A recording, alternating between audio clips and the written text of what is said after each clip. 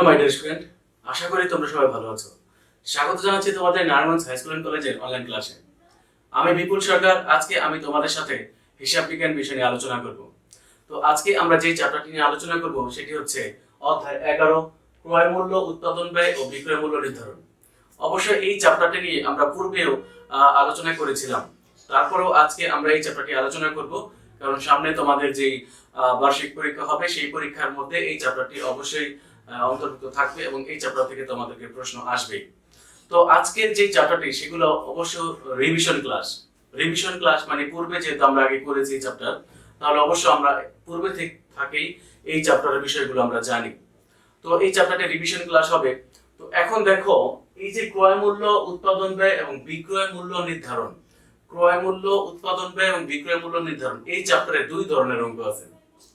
একটি হচ্ছে ক্রয় বিক্রয়কারী প্রতিষ্ঠানের জন্য, আরেকটি হচ্ছে উৎপাদনকারী প্রতিষ্ঠানের জন্য। তো ক্রয় বিক্রয়কারী প্রতিষ্ঠানের কাজ কি? পণ্য ক্রয় করে সেই পণ্য কি করে? বাজারে বিক্রি করে। আর উৎপাদনকারী প্রতিষ্ঠানের কাজ হচ্ছে কাঁচামাল ক্রয় করে সেই পণ্যকে ব্যবহার উপযোগী পণ্যে রূপান্তর করে তারপরে বাজারে বিক্রি করে। দুইটা প্রতিষ্ঠানের কাজ কিন্তু দুই রকম। তো আজকে আমরা যেই প্রতিষ্ঠানের কাজ করব সেটা হচ্ছে উৎপাদনকারী প্রতিষ্ঠান। তারা কাঁচামাল ক্রয় করে কিভাবে সেই পণ্যকে ব্যবহার উপযোগী পণ্যে রূপান্তর করে এবং সেটাকে বাজারে বিক্রি করে, বা তারা বিক্রয় মূল্য নির্ধারণ করে থাকে কিভাবে। তো আজকে আমরা এই চ্যাপ্টারের একটি সৃজনশীল নিয়ে আলোচনা করব। আশা করি তোমরা সবাই খুব মনোযোগ সহকারে দেখবে। তবে সৃজনশীল নিয়ে আলোচনা করার পূর্বে আমি তোমাদের সাথে একটু রিভিশন করে নিচ্ছি যে কিভাবে উৎপাদনকারী প্রতিষ্ঠান তারা কাঁচামাল থেকে শুরু করে একদম ব্যবহার উপযোগী পণ্যে রূপান্তর করে কিভাবে, সেই ব্যাপারটা নিয়ে একটু আলোচনা করতে চাই। তো দেখো, একটি উৎপাদনকারী প্রতিষ্ঠান তারা পণ্যদ্রব্য উৎপাদন করে। তো পণ্যদ্রব্য উৎপাদন করার জন্য তারা কাঁচামাল ক্রয় করে। কাঁচামাল বলতে বোঝায় সে যেই পণ্য তৈরি করবে সেই পণ্যের যে সরাসরি যে দ্রব্যটি প্রয়োজন তাকে বলা হয় কাঁচামাল। যেমন ধরো, সে যদি সুতা তৈরি করে, তাহলে সুতা তৈরি করার জন্য তার দরকার হচ্ছে তুলা, তাহলে এখানে তুলাকে বলা হয় সুতার কাঁচামাল। আবার সে যদি কাপড় তৈরি করে থাকে, তাহলে কাপড় তৈরি করার জন্য তার সরাসরি যে উপাদানটি দরকার সেটি হচ্ছে সুতা, তাহলে সুতা হচ্ছে কাপড়ের কাঁচামাল। তাহলে অবশ্যই আমরা কাঁচামালের ব্যাপারটা বুঝতে পেরেছি। আবার যদি সে ইট উৎপাদন করে থাকে বা ইট তৈরি করে থাকে, তাহলে ইট তৈরি করার জন্য তার প্রধান উপাদান যেটা দরকার সেটা হচ্ছে মাটি, তাহলে মাটি হচ্ছে ইটের কাঁচামাল। আবার ধরো, কেউ যদি বই উৎপাদন করে থাকে, মানে বই ছাপানোর কাজ করে থাকে, তাহলে বই ছাপাতে তার যে বিষয়টি লাগে কাগজ এবং কালি, এই দুটো হচ্ছে তার প্রত্যক্ষ কাঁচামাল, বা এই দুটাকে কাঁচামাল বলা যায়। তো এই যে আমরা বুঝতে পারলাম যে কাঁচামাল, তাহলে দেখো, তাহলে উৎপাদনকারী প্রতিষ্ঠানের ক্ষেত্রে তার প্রথমত যে জিনিসটা দরকার সেটা হচ্ছে তার কাঁচামাল। তো আমরা জানি যে কাঁচামাল দরকার। তো কাঁচামালের ব্যাপারটা একটু খেয়াল করো। তাহলে প্রথমে আমাদের যে ব্যাপারটা বের করতে হবে তাকে বলে ব্যবহৃত কাঁচামাল। ব্যবহৃত কাঁচামাল, তাহলে ব্যবহৃত কাঁচামাল কি? ব্যবহৃত কাঁচামাল হচ্ছে প্রারম্ভিক কাঁচামাল মজুদ পণ্যের সাথে যোগ কাঁচামাল সে যদি ক্রয় করে। প্রারম্ভিক মজুদ মানে হচ্ছে তার কাছে পূর্বে থাকতে যদি কোনো কাঁচামাল কেনা থাকে, সেটা মজুদ আছে, সেই পণ্যটা আমরা সেই কাঁচামালগুলো এখন আমরা পণ্য উৎপাদনের জন্য ব্যবহার করব, সেটা হলো প্রারম্ভিক কাঁচামাল মজুদ। তার সাথে যোগ, নতুন করে যদি আমরা কোনো কাঁচামাল ক্রয় করি সেটা এটার সাথে যোগ করব, এবং এটার সাথে আরেকটা ব্যাপার যোগ করব, ক্রয় পরিবহন বলতে বোঝায় কাঁচামাল ক্রয় করার জন্য আমাদেরকে যেই বহন খরচটা দিতে হয় তাকে বলা হয় ক্রয় পরিবহন। এবং এই যে তিনটা যে খরচ আছে, যে কাঁচামালের প্রারম্ভিক মজুদ পণ্য, কাঁচামালের ক্রয় যোগ ক্রয় পরিবহন, এই তিনটার যোগফল থেকে যদি আমরা সমাপনী কাঁচামাল মানে হচ্ছে যে কাঁচামাল ব্যবহার করার পর যেই পণ্যটা তৈরি করব, ওই পণ্যটা তৈরি করতে যতটুকু কাঁচামাল লাগবে সেটুকু ব্যবহার করার পর অবশিষ্ট যেই কাঁচামাল থেকে যায় ওটাকে বলা হয় সমাপনী কাঁচামাল। ঠিক সেই সমাপনী কাঁচামাল, এই তিনটার যোগফল থেকে যদি আমরা বিয়োগ করি, তাহলে এখানে যেই ফলটা বের হয় তার নাম হলো ব্যবহৃত কাঁচামাল।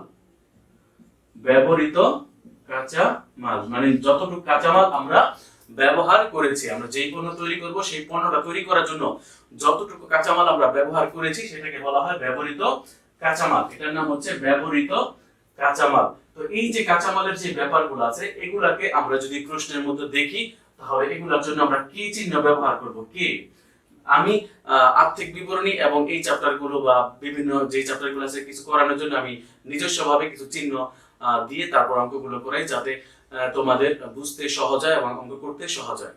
তো সেখানে ব্যবহৃত কাঁচামালের মধ্যে যে সকল উপাদান রয়েছে এগুলাকে দেখা মাত্র আমরা কি চিহ্ন ব্যবহার করব।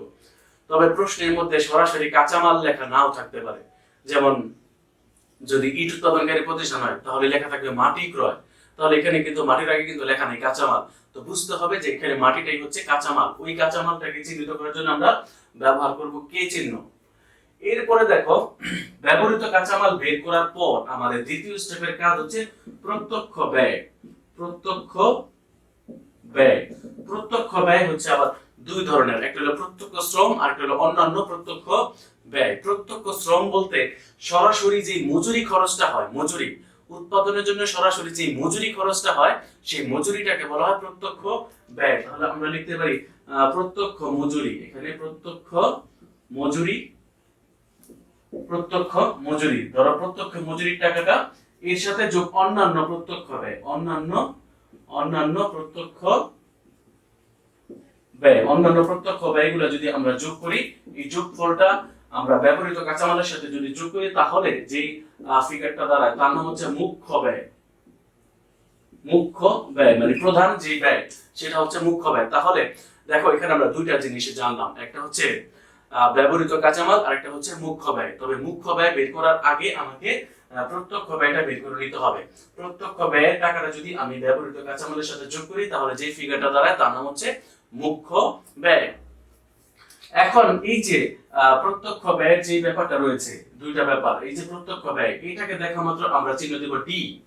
ডি মানে হলো ডিরেক্ট কস্ট। এখানে আমরা এখানে কে এর কোনো মানে নাই, কে জাস্ট এখানে কাঁচামাল কে এই জন্য ব্যবহার করলাম, কিন্তু প্রত্যক্ষ ব্যয় মানে ডিরেক্ট কস্ট, এজন্য আমরা ডি ব্যবহার করছি। তাহলে কে প্লাস ডি, কে এর সাথে যদি আমরা ডি যোগ করি তাহলে যেটা বের হয় তার নাম হচ্ছে মুখ্য ব্যয়। তাহলে মুখ্য ব্যয় কিভাবে বের করব? কে এবং ডি যোগ করলে হবে মুখ্য ব্যয়। কে মানে হচ্ছে ব্যবহৃত কাঁচামাল আর ডি মানে হচ্ছে প্রত্যক্ষ ব্যয়। তাহলে কে এবং ডি এই দুটো যদি উপাদান যদি আমরা যোগ করি তাহলে যেটা বের হয় তার নাম হচ্ছে মুখ্য ব্যয়। এরপরে দেখো মুখ্য ব্যয়ের পরে আমাদের আরো একটি যে উপাদান রয়েছে সেটা হচ্ছে কারখানা উপরিব্যয়। এটার সাথে যদি মুখ্য ব্যয়ের সাথে যদি আমরা যোগ করি কারখানা উপরিব্যয়, কারখানা উপরিব্যয়। তো কারখানা উপরিব্যয় কি?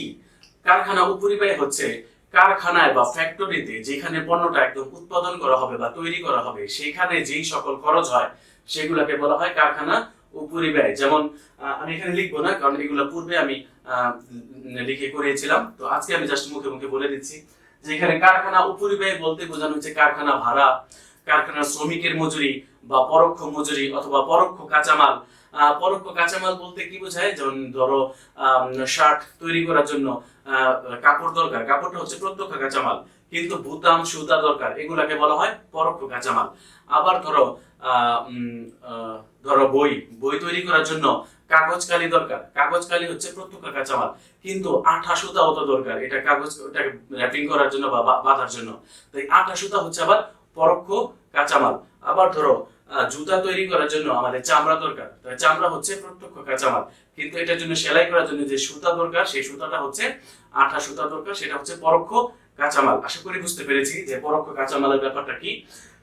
তারপরে কারখানা সংক্রান্ত যত খরচ আছে বা তোমার যন্ত্রপাতির অপচয়, যন্ত্রপাতি বলতে এখানে কারখানায় যে যন্ত্রপাতি ব্যবহার করা হয় সেটাকে বলা হয় যন্ত্রপাতি। ওই যন্ত্রপাতি যে অপচয় সেই অপচয়টাকেও আমরা কারখানা উপরিব্যয় হিসেবে গণ্য করতে পারি। তো এই যে সকল খরচগুলোকে বলা হয় কারখানা ব্যয়। কারখানা সংক্রান্ত যত খরচ আছে, কারখানা সংক্রান্ত যত খরচ আছে এগুলোকে বলা হয় কারখানা উপরিব্যয়। তো এই যে কারখানা উপরিব্যয় এটাকে আমরা চিহ্ন দেব এফ। এফ বলতে এখানে ফ্যাক্টরি ওভারহেড বা কারখানা উপরিব্যয়। এই কারখানা উপরিব্যয়ের টাকাটা যদি আমরা মুখ্য ব্যয়ের সাথে যোগ করি তাহলে এখানে যে ফিগারটা দাঁড়ায় তার নাম হচ্ছে উৎপাদন ব্যয়। উৎপাদন ব্যয়। তাহলে খেয়াল করো K plus D plus F, K D F, K for কাঁচামাল, ডি ফর প্রত্যক্ষ ব্যয়, এফ হচ্ছে কারখানা উপরিব্যয়, তাহলে KDF এই তিনটা উপাদান যদি আমরা যোগ করি তাহলে আমাদের যে যা দাঁড়ায় তা হচ্ছে উৎপাদন ব্যয়। এই পর্যন্ত খুবই গুরুত্বপূর্ণ ব্যাপার, কারণ এই ব্যাপারটুকু এতটুকু যদি আমরা জানি তাহলে আমরা যে কোনো উৎপাদনকারী প্রতিষ্ঠানের আমরা উৎপাদন ব্যয় নির্ণয় করতে পারবো। তো এই পর্যন্ত জানলে আমরা উৎপাদন ব্যয় নির্ণয় করতে পারবো, আশা করি বুঝতে পেরেছি। এরপরে উৎপাদন ব্যয়ের পরে এই যে উৎপাদন ব্যয় বের হয়ে গেল, এরপরে আমাদের আরো কয়েকটা স্টেপ কাজ আছে। যেমন যদি প্রশ্নে চলতি কার্যের প্রারম্ভিক মজুত পণ্য অথবা চলতি কার্যের সমাপনী মজুত পণ্য থাকে, চলতি কার্য মানে হচ্ছে অর্ধ সমাপ্ত পণ্য, অর্ধ সমাপ্ত মানে যেই কাজটা অর্ধেক সম্পন্ন হয়েছে ওটাকে বলা হয় অর্ধ সমাপ্ত পণ্য। সেই অর্ধ সমাপ্ত পণ্যের প্রারম্ভিক মজুত পণ্যটা উৎপাদন ব্যয়ের সাথে যোগ করব, আর সমাপনী মজুত পণ্যটা মানে অর্ধ সমাপ্ত পণ্যের সমাপনী মজুত পণ্যটা এটা থেকে মাইনাস করব, তাহলে যেটা বের হবে সেটার নাম হচ্ছে উৎপাদিত পণ্যের ব্যয়। আবার ওই উৎপাদিত পণ্যের ব্যয়ের সাথে যদি তৈরি পণ্যের প্রারম্ভিক মজুত পণ্য যোগ করি এবং তৈরি পণ্যের সমাপনী মজুত পণ্য বিয়োগ করি তাহলে যে ফলাফলটা বের হবে তার নাম হচ্ছে বিক্রিত পণ্যের ব্যয়। তো আমরা এই পর্যন্ত বুঝলাম। এরপরে দেখো বিক্রিত পণ্যের ব্যয় কাজটা করার পর এরপরে আমাদের যেই আরো যে খরচ আছে মোট ব্যয় বের করার জন্য আরো কিছু খরচ আছে, সেটাকে বলা হয় প্রশাসনিক এবং বিক্রয় উপরিব্যয়। প্রশাসনিক মানে হচ্ছে যে একটি পণ্য উৎপাদন করার পর সেই পণ্যটাকে বিক্রি করার জন্য আমাদের অফিসিয়ালি অনেক ধরনের কাজকর্ম করতে হয়, তার জন্য অফিস ভাড়া, অফিসের কর্মচারীদের বেতন, মনিহারি খরচ, এই ধরনের খরচগুলোকে বলা হয় অফিস বা প্রশাসনিক খরচ। এবং সেই পণ্যটাকে বিক্রি করার জন্য আমাকে বিজ্ঞাপন খরচ, বিক্রয় পরিবহন, বিক্রয় কমিশন, এই ধরনের অনেক ধরনের খরচ হয় বিক্রি করার জন্য। এগুলাকে বলা হয় বিক্রয় উপরিব্যয় বা প্রশাসনিক ও বিক্রয় উপরিব্যয়। এই খরচগুলো যদি আমরা বিক্রিত পণ্য ব্যয়ের সাথে যোগ করি তাহলে যে ব্যয়টা বের হয় তাকে বলা হয় মোট ব্যয়। যে টোটাল আমাকে উৎপাদন থেকে শুরু করে একদম ভোক্তার কাছে পৌঁছানো পর্যন্ত যে খরচ হলো সেটাকে বলা হয় মোট ব্যয়। এই মোট ব্যয়ের সাথে এখন যদি আমরা কিছু মুনাফা যোগ করে দিই, যে আমি এত টাকা ব্যয় করলাম, আমি এখন এই পরিমাণে টাকা লাভ করতে চাই, এই মোট ব্যয়ের সাথে যদি আমি লাভটুকু যোগ করে দিই তাহলে যেই ফিগারটা দাঁড়ায় তার নাম হচ্ছে বিক্রয় মূল্য। তো এইভাবেই একটি উৎপাদনকারী প্রতিষ্ঠান তারা তাদের কাঁচামালকে একদম ব্যবহার উপযোগী পণ্যে রূপান্তর করে একদম ভোক্তার কাছে পৌঁছানো পর্যন্ত যেই খরচগুলা করে থাকে এভাবে নির্ণয় করতে হয় এবং এইভাবেই তারা লাভ ক্ষতি নির্ণয় করে থাকে। এখন আমরা একটি সৃজনশীল প্র্যাকটিস করব। সৃজনশীল প্র্যাকটিসের মাধ্যমে আসলে বুঝতে পারবো যে কিভাবে একটি উৎপাদনকারী প্রতিষ্ঠান তারা তাদের পণ্য উৎপাদন থেকে শুরু করে একদম ভোক্তার কাছে পৌঁছে দেয় এবং কিভাবে তাদের লাভ ক্ষতিগুলো নির্ণয় করে।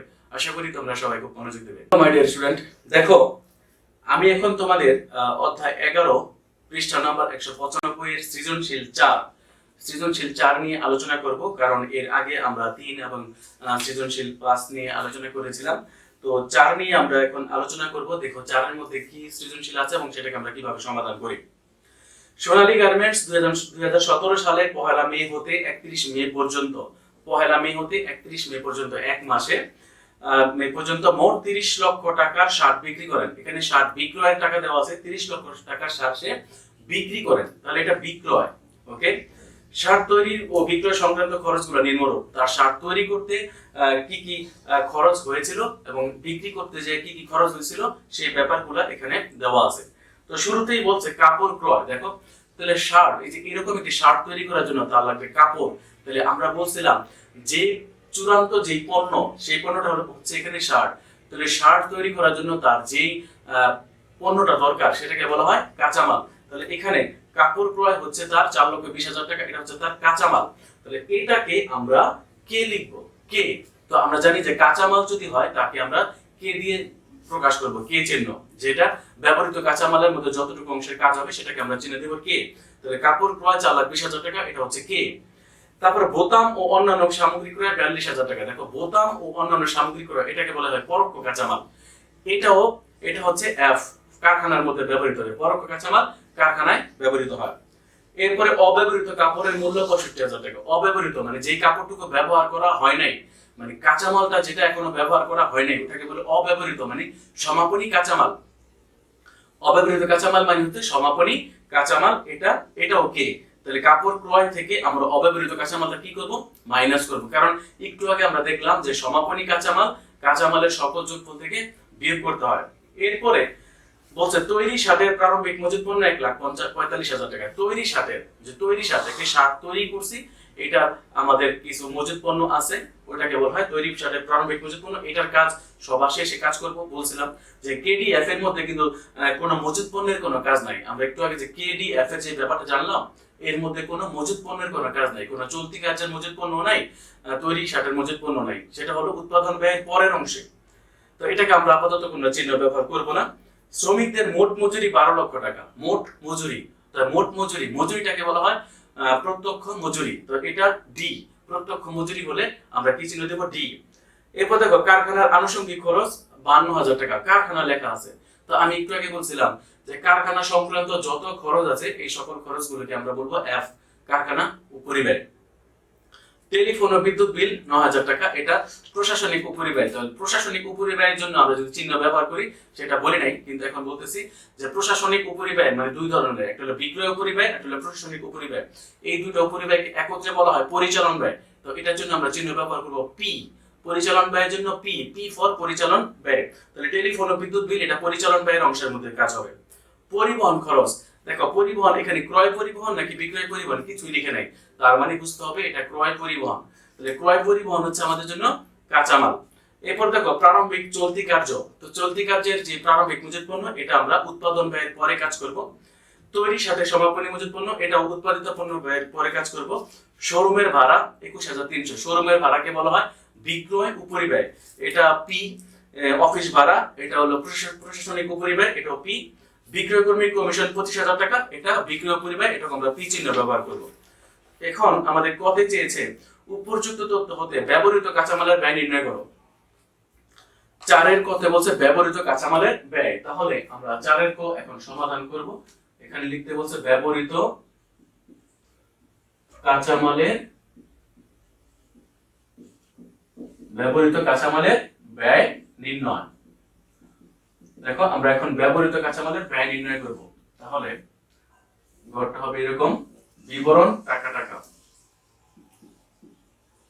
বিবরণ টাকা টাকা। ওকে, তো ব্যবহৃত কাঁচামালের ব্যয় বের করতে গেলে শুরুতেই আমাদের লিখতে হবে প্রারম্ভিক কাঁচামাল, কিন্তু সারা প্রশ্নে কোথাও আমাদের প্রারম্ভিক কাঁচামাল নাই। দেখো প্রশ্নে কোথাও আমাদের প্রারম্ভিক কাঁচামাল নাই, শুধু আছে কাপড় ক্রয়, মানে প্রারম্ভিক কাপড় এরকম কিন্তু নাই, কাপড় ক্রয় আছে। তাহলে আমরা শুরুতেই লিখবো কাপড় ক্রয়, কাপড়টা এখানে কাঁচামাল, কাপড় ক্রয়। তাহলে দেখো কাপড় ক্রয় করা হয়েছে 4,20,000 টাকা। তাহলে 4,20,000 টাকা কাপড় ক্রয়, এর সাথে যোগ ক্রয় পরিবহন বা শুধু পরিবহন লেখা আছে প্রশ্নে, পরিবহন, এই পরিবহনটাই ক্রয় পরিবহন। তো পরিবহন খরচ এখানে প্রশ্নে লেখা আছে 11,500, 11,500 টাকা। তাহলে আমরা যদি যোগ করি 4,20,000 আর 11,500, 4,31,500। এই যে 4,31,500 এটা হলো ব্যবহার উপযোগী কাঁচামাল, মানে এতটুকু ব্যবহার করা যাবে। তবে এর মধ্যে থেকে আবার দেখো 65,000 টাকার কাঁচামাল ব্যবহার করা হয় নাই। তো 65,000 টাকার কাঁচামাল যদি ব্যবহার করা না হয়ে থাকে, তাহলে ওটাকে বলবো আমরা কি সমাপনী কাঁচামাল। ওই যে অব্যবহৃত কাপড়ের মূল্য 65,000 টাকা, এটা হলো সমাপনী কাঁচামাল। তো সমাপনী কাঁচামাল, এই কাঁচামাল থেকে কি হয়? বিয়োগ হয়। তাহলে এখানে আমরা লিখবো মাইনাস অব্যবহৃত কাপড়, অব্যবহৃত কাপড়ের মূল্য যা লেখা আছে তাই লিখতেছি, অব্যবহৃত কাপড়, অব্যবহৃত কাপড় আছে 65,000 টাকা। তাহলে আমরা অব্যবহৃত কাপড় 65,000 টাকা, তো এখানে 4,31,500 মাইনাস 65,000 টাকা, তাহলে বিয়োগ করার পর 3,66,500 টাকা। এই যে এটার নাম হচ্ছে ব্যবহৃত কাঁচামাল, ব্যবহৃত কাঁচামাল। তো ডিয়ার স্টুডেন্ট, দেখো যে আমরা ব্যবহৃত কাঁচামালের ব্যয় নির্ণয় করলাম। তো প্রশ্নে ছিল কাপড় ক্রয়, তারপর যোগ ক্রয় পরিবহন বা শুধু পরিবহন, যোগফল থেকে মাইনাস অব্যবহৃত কাপড়ের মূল্য। অব্যবহৃত মানে যেই কাপড়টা এখনো ব্যবহার করা হয় নাই, মানে রয়ে গেছে, একে বলে সমাপনী কাঁচামাল। তো এই সমাপনী কাঁচামালটা কি করতে হয়? ব্যবহার উপযোগী কাঁচামাল থেকে সমাপনী কাঁচামাল বিয়োগ করতে হয়। বিয়োগ করার পর যে ফলাফলটা বের হলো 3,66,500, এটার নামই হচ্ছে ব্যবহৃত কাঁচামাল। তাহলে এই যে ব্যাপারগুলা এগুলো আছে, তাহলে এগুলো আমরা কিসের কাজ করলাম? কে ফর কাঁচামাল। তাহলে আমরা এখানে কাজ করলাম কে এর কাজ করলাম, যে ব্যবহৃত কাঁচামালকে আমরা জানি যে কে বলতে হয়। এরপরে দেখো খতে কি চেয়েছে দেখি।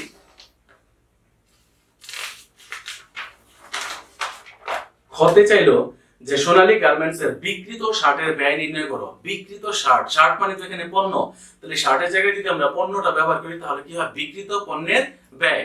এখন পুরো ব্যাপারটা করতে বলছে বিক্রিত পণ্যের ব্যয়, খেয়াল করো। তো এখন আমরা এখানে বিক্রিত পণ্যের ব্যয় বের করার জন্য এই ব্যাপারগুলো কেমন ছিল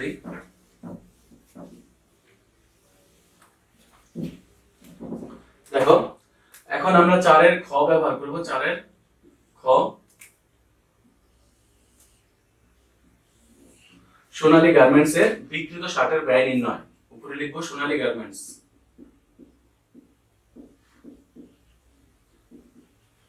সোনালী গার্মেন্টস এর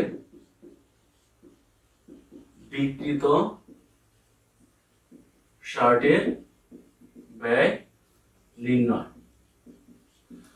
তো বিক্রিত শার্টের ব্যয় নির্ণয় করব যে বিবরণীর মাধ্যমে, সেটাকে বলা হয় উৎপাদন ব্যয় বিবরণী। তো আমরা এখানে উৎপাদন ব্যয় বিবরণী লিখতে পারি। এখন আমরা এখানে ব্যবহার করব বিবরণ টাকা টাকা টাকা। দেখো কতে আমরা ব্যবহৃত কাঁচামাল ব্যয় বের করে ফেলেছি, ব্যবহৃত কাঁচামালের ব্যয় বের করেছি। তো বিক্রিত শার্টের ব্যয় বের করার জন্য আমাদের কিন্তু ব্যবহৃত কাঁচামালটা লাগবেই। তো এই জন্য শুরুতেই আমরা লিখবো যে ব্যবহৃত কাঁচামাল, ব্র্যাকেটে লিখলাম ক হতে প্রাপ্ত, যে কতে আমরা পেয়েছি ব্যবহৃত কাঁচামাল 3,66,500 টাকা। এখন এর সাথে যোগ প্রত্যক্ষ ব্যয়সমূহ।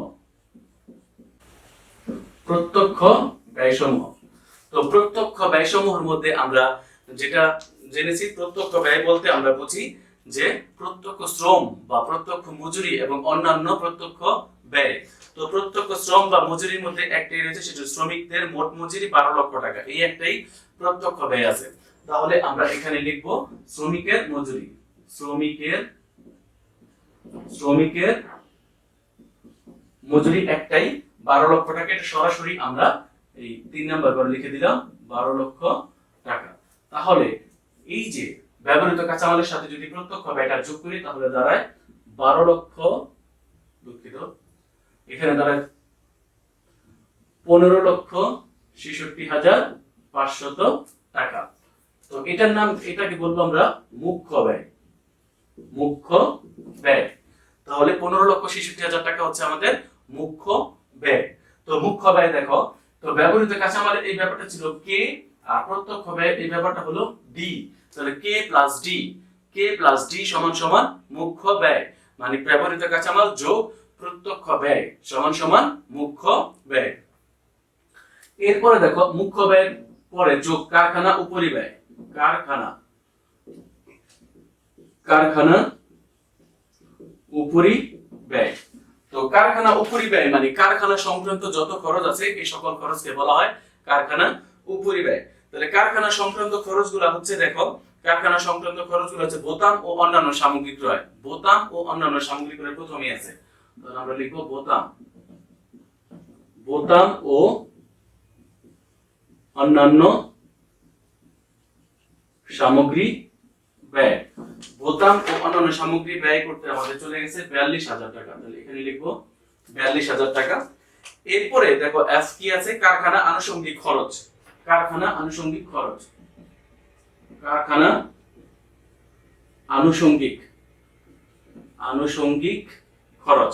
তো কারখানা আনুষঙ্গিক খরচ রয়েছে এখানে 52,000 টাকা। এরপরে আবার দেখো যে কোন কারখানা সংক্রান্ত খরচ আছে কিনা। তো কারখানা সংক্রান্ত আমি আর কোনো খরচ দেখতে পাচ্ছি না। পরিবহন, চলতি কার্য, তৈরি পণ্য, শোরুমে ভাড়া, অফিস ভাড়া, বিক্রয়কর্মী বেতন, এগুলো না, শুধু বোতাম অন্যান্য সামগ্রী ক্রয় এবং কারখানার আনুষঙ্গিক খরচ, এই দুইটাই হচ্ছে আমাদের কারখানা সংক্রান্ত ব্যয়। তো এই কারখানা সংক্রান্ত ব্যয় এখন আমরা যোগ করে দিব, যে এখানে দেখো কারখানা উপরিব্যয়ের মধ্যে রয়েছে 42,000 টাকা এবং 52,000 টাকা। 42,000 যোগ 52,000, তো এখানে 94,000 টাকা দাঁড়ালো কারখানা উপরিব্যয়। এই যে কারখানা উপরিব্যয়, এখন এই কারখানা উপরিব্যয়টা আমরা মুখ্য ব্যয়ের সাথে যোগ করব। মুখ্য ব্যয় হচ্ছে 15,66,500 টাকা।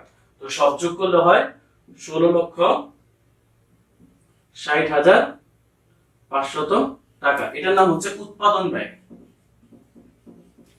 উৎপাদন ব্যয়। তাহলে খেয়াল করো, এই কারখানাটা হচ্ছে এফ, তাহলে কেডিএফ। কেডিএফ, এই যে কে ফর কাঁচামাল, ডি ফর প্রত্যক্ষ ব্যয়, আর এফ হচ্ছে কারখানা উপরিব্যয়। তাহলে কেডিএফ যদি আমরা যোগ করি তাহলে যেটা বের হয় তার নাম হচ্ছে উৎপাদন ব্যয়। কিন্তু আমাদের বের করতে বলা হয়েছে যে বিক্রিত শার্টের ব্যয় বা বিক্রিত পণ্যের ব্যয়। তো উৎপাদন ব্যয়ের কাজটা আমাদের শেষ হইলো। এরপর বাকি এর পরের অংশটুকু আমরা এখানে করতেছি। খেয়াল করো, উৎপাদন ব্যয়ের সাথে যোগ যোগ চলতি কার্যের, যদি প্রশ্নে থাকে প্রশ্নে আছে চলতি কার্যের বা প্রারম্ভিক চলতি কার্য 72,000 টাকা। চলতি কার্যের প্রারম্ভিক মজুত পণ্য, তাহলে চলতি কার্যের প্রারম্ভিক মজুদ, দেখো চলতি কার্যের প্রারম্ভিক মজুদ প্রশ্নে দেয়া আছে 72,000 টাকা। তাহলে সরাসরি আমরা এখন উৎপাদন ব্যয়ের সাথে এই 72,000 টাকা যোগ করে দিব, মাইনাস করব চলতি কার্যের সমাপনী মজুদ পণ্য, বাট প্রশ্নে চলতি কার্যের সমাপনী মজুদ পণ্য নাই। তাহলে 16,50,000 টাকার সাথে এখন আমরা এই 72,000 টাকা যোগ করে দিব। তাহলে এখানে দাঁড়ালো 17,32,500 টাকা। এটার নাম হচ্ছে উৎপাদিত পণ্যের ব্যয়। উৎপাদিত পণ্যের ব্যয় অথবা উৎপাদিত শার্টের ব্যয়। উৎপাদিত পণ্যের ব্যয় অথবা উৎপাদিত শার্টের ব্যয়। এরপরে এই উৎপাদিত পণ্যের ব্যয়ের পরে আমাদের যেই কাজ সেটা হলো তৈরি পণ্যের বা সমাপ্তি পণ্যের প্রারম্ভিক মজুত পণ্য যোগ আর সমাপ্তি পণ্যের সমাপনী মজুত পণ্য বিয়োগ। তো এখানে আছে দেখো, তৈরি শার্টের প্রারম্ভিক মজুত পণ্য, তৈরি শার্টের প্রারম্ভিক মজুত পণ্য 1,45,000 টাকা এবং তৈরি শার্টের সমাপনী মজুত পণ্য আছে 1,05,000 টাকা। তাহলে তৈরি শার্টের প্রারম্ভিক মজুত পণ্যটা আমরা যোগ করব আর সমাপনী মজুত পণ্যটা আমরা বিয়োগ করব। তো এর সাথে যোগ, তাহলে তৈরি শার্টের প্রারম্ভিক মজুত পণ্য, দেখো তৈরি শার্টের প্রারম্ভিক মজুত পণ্য আমরা দেখতে পাচ্ছি 1,45,000 টাকা। এরপরে এর থেকে মাইনাস বা তৈরি শার্টের সমাপনী মজুত পণ্য, সমাপনী মজুত পণ্য, তৈরি শার্টের সমাপনী মজুত পণ্য আমরা দেখতে পাচ্ছি 1,05,000 টাকা। 1,05,000 টাকা, এটাকে মাইনাস। তো এখন ওই 17,32,500 টাকার সাথে আমরা যোগ করব 1,45,000 টাকা, বিয়োগ করব 1,05,000 টাকা। তাহলে এখানে যে ফিগারটা দাঁড়াইলো 17,72,500 টাকা। এটার নাম হইতেছে বিক্রিত শার্টের ব্যয়। বিক্রিত শার্টের ব্যয় বা বিক্রিত পণ্যের ব্যয়। তো আমাদের বিক্রিত শার্টের ব্যয় বা বিক্রিত পণ্যের ব্যয় 4-এর ক্ষয়ের উত্তরটা বের হয়ে গেল। তাহলে খেয়াল করো যে প্রথমেই কাঁচামালের কাজটা করতে হয়, তার সাথে যোগ প্রত্যক্ষ ব্যয়। প্রথমেই কাঁচামালের কাজটা করতে হয়, তার সাথে যোগ প্রত্যক্ষ ব্যয়। তো কাঁচামালের সাথে যদি প্রত্যক্ষ ব্যয়ের ব্যাপারটা যোগ করি তাহলে যেটা বের হয় তার নাম হলো মুখ্য ব্যয়।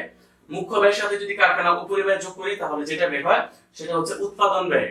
এরপর উৎপাদন ব্যয়ের সাথে যদি আমরা চলতি কাজের প্রারম্ভিক মজুত পণ্য যোগ এবং চলতি কাজের সমাপনী মজুত পণ্য যদি বিয়োগ করি তাহলে যেটা বের হয় তার নাম হলো উৎপাদিত পণ্যের ব্যয়।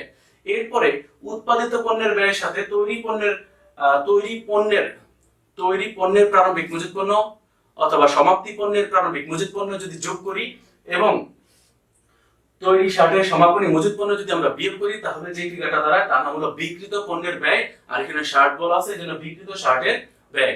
আশা করি আমরা এই বিক্রিত শার্টের ব্যয় এই পর্যন্ত ব্যাপারটি আমরা বুঝতে পেরেছি। এরপরে আমরা চলে যাব 4-এর গতে। ডিয়ার স্টুডেন্ট, দেখো এখন আমরা 4-এর গতে প্রশ্নে বলা হয়েছে যে বিক্রিত পণ্যের ব্যয় 18,50,000 টাকা ধরে মুনাফা বা ক্ষতি নির্ণয় করো। বিক্রিত পণ্যের ব্যয় অথবা বিক্রিত শার্টের ব্যয়। যেহেতু আমরা আগের প্রশ্নে বের করছিলাম যে বিক্রিত পণ্যের ব্যয় বা বিক্রিত শার্টের ব্যয় বের করছিলাম, কিন্তু এখানে প্রশ্নে তোমার বিক্রিত শার্টের ব্যয় উল্লেখ করা আছে 18,50,000 টাকা। এরপরে মোট মুনাফা বা ক্ষতি মুনাফা বা ক্ষতি নির্ণয় করতে বলছে। তাহলে তার মানে এই যে মুনাফা বা ক্ষতি যদি নির্ণয় করতে বলে এর মানে হচ্ছে বিশদ আয় বিবরণী তৈরি করতে বলছে, বিশদ আয় বিবরণী। তাহলে দেখো দশম অধ্যায় কিন্তু আমরা ইতিমধ্যে করে আসছি, অনেক দশম অধ্যায় চ্যাপ্টারটা অনেকবার করেছি আমরা। বিদ্যালয় যখন খোলা ছিল করোনার আগে, তখন কিন্তু আমরা জানুয়ারি মাসে আমরা কিন্তু শুরুই করছিলাম দশম অধ্যায়ের মাধ্যমে। এই চ্যাপ্টারটি অনেকবার করানো হয়েছে, তো সেখানে বিশদ আয় বিবরণী আমরা খুব ভালোভাবে প্র্যাকটিস করেছি আশা করি, এবং অনলাইনেও আমি তোমাদেরকে কয়েকবার করিয়েছিলাম। তো এখন মুনাফা ক্ষতির পরিমাণ নির্ণয় করতে বলছে, এর মানে হচ্ছে বিশদ আয় বিবরণী তৈরি করতে বলা হয়েছে। তো বিশদ আয় বিবরণী তৈরি করতে গেলে আমরা জানি যে ছকটা এরকম, যে এখানে সোনালী গার্মেন্টস এর বিশদ আয় বিবরণী, বিবরণ টাকা টাকা টাকা আমরা ব্যবহার করলাম। এখন বিশদ আয় বিবরণী করতে গেলে শুরুতেই আমাদের যেটা লাগবে সেটা হচ্ছে বিক্রয়। তো প্রশ্নের সবার উপরেই কিন্তু আমাদের বিক্রয় দেওয়া আছে, বিক্রয় কিন্তু প্রশ্নে সবার উপরে দেওয়া আছে, বিক্রয় 30 লাখ টাকা। তো এখানে আমরা বিক্রয় 30 লক্ষ টাকা আমরা ব্যবহার করব। তো নিট মুনাফা বা ক্ষতি বের করার আগে আমাদের বের করতে হয় মোট মুনাফা। তো মোট মুনাফা বের করার সূত্র হচ্ছে বিক্রয় মাইনাস বিক্রিত পণ্যের ব্যয়। আর বিক্রয় দেওয়া আছে প্রশ্নে এবং বিক্রিত পণ্যের ব্যয় আমাদের গতে উল্লেখ করা আছে। তাহলে এখানে বিক্রয় থেকে বাদ বিক্রিত পণ্যের ব্যয়, এখানে আমরা লিখব বিক্রিত পণ্যের ব্যয়। তো বিক্রিত পণ্যের ব্যয় হচ্ছে 18,50,000 টাকা। তাহলে 18,50,000 টাকা বিক্রিত পণ্যের ব্যয়। তো এখন আমরা 30 লক্ষ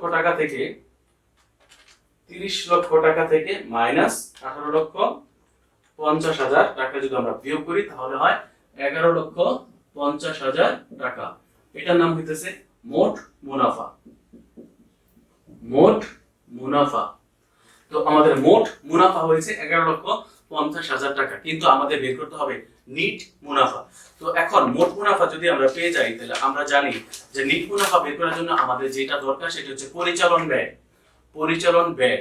তো প্রশ্নে আমরা পরিচালন ব্যয়, যে পরিচালন ব্যয়ের জন্য আমরা পি দাগিয়েছিলাম, যে পরিচালন ব্যয় বলতে যে এখন পণ্যটা উৎপাদন হয়ে গেছে, সবকিছু ঠিক আছে, এখন ভোক্তার দ্বার প্রান্তে পৌঁছাইতে আমাদের যে সকল খরচ হবে তাকে বলা হবে পরিচালন ব্যয়। যেমন এখানে টেলিফোন ও বিদ্যুৎ বিল, তারপরে শোরুমের ভাড়া, অফিস ভাড়া, বিক্রয় কর্মীর কমিশন, এই 4টা খরচকে বলা হয় পরিচালন ব্যয়। তাহলে আমরা বাদ, এখানে লিখব বাদ পরিচালন ব্যয়, লিখব পরিচালন ব্যয় লিখে প্রথমে টেলিফোন ও বিদ্যুৎ বিল। তো টেলিফোন ও বিদ্যুৎ বিল, টেলিফোন ও বিদ্যুৎ বিল 9,000 টাকা। এরপরে দেখো শোরুমের ভাড়া, শোরুমের ভাড়া 21,300, শোরুমের ভাড়া, শোরুমের ভাড়া, শোরুমের ভাড়া আছে 21,300 টাকা। এরপরে দেয়া আছে অফিস ভাড়া, তারপরে অফিস ভাড়া, অফিস ভাড়া। তো অফিস ভাড়া আছে 18,000 টাকা। ওকে, এরপরে বিক্রয় কর্মীর কমিশন, আমি বিক্রয় কর্মীর কমিশন, বিক্রয় কর্মীর কমিশন দেওয়া আছে 25,000 টাকা। তো এই হচ্ছে আমাদের মোট পরিচালন ব্যয়। তাহলে পরিচালন ব্যয়গুলো আমরা আবার বলছি, যে এখানে পরিচালন ব্যয় বলতে আমরা প্রশ্নে যেটা পেয়েছি সেটা হচ্ছে টেলিফোন ও বিদ্যুৎ বিল, শোরুমের ভাড়া, অফিসের ভাড়া, বিক্রয় কর্মীর কমিশন, এই 4টা হচ্ছে আমাদের পরিচালন ব্যয়। এখন এই পরিচালন ব্যয়গুলো আমরা সবগুলো কি করব, যোগ করব। দেখো তাহলে 9,000 টাকা যোগ 21,300 যোগ 18,000 টাকা যোগ 25,000 টাকা। তাহলে সবগুলো টাকা যদি আমরা যোগ করে দিই তাহলে এখানে হয় 73,300 টাকা। এই টাকাটা আমরা এই মোট মুনাফা থেকে মাইনাস করব, মাইনাস 11,50,000 টাকা থেকে আমরা 73,300 টাকা মাইনাস করলে আমাদের হয় 10,76,700 টাকা। এই যে টাকাটা বের হলো এর নাম হচ্ছে নিট মুনাফা, নিট মুনাফা। তাহলে আমাদের বিশদ আয় বিবরণীর মাধ্যমে আমরা লাভ ক্ষতির পরিমাণ বের করতে পেরেছি। আমাদের এখানে আমরা বলছিল যে আমাদের যে বিক্রিত শার্টের ব্যয় 18,50,000 টাকা ধরে মুনাফা বা ক্ষতি নির্ণয় করো, তাহলে আপনার মুনাফা বা ক্ষতির পরিমাণ হয়ে গেল।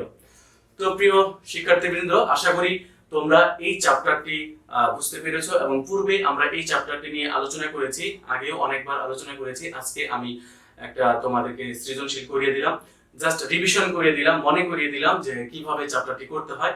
আশা করি তোমরা এখন প্র্যাকটিস করতে করতে খুব ভালো পারো, আমার চেয়ে ভালো পারবা আশা করি।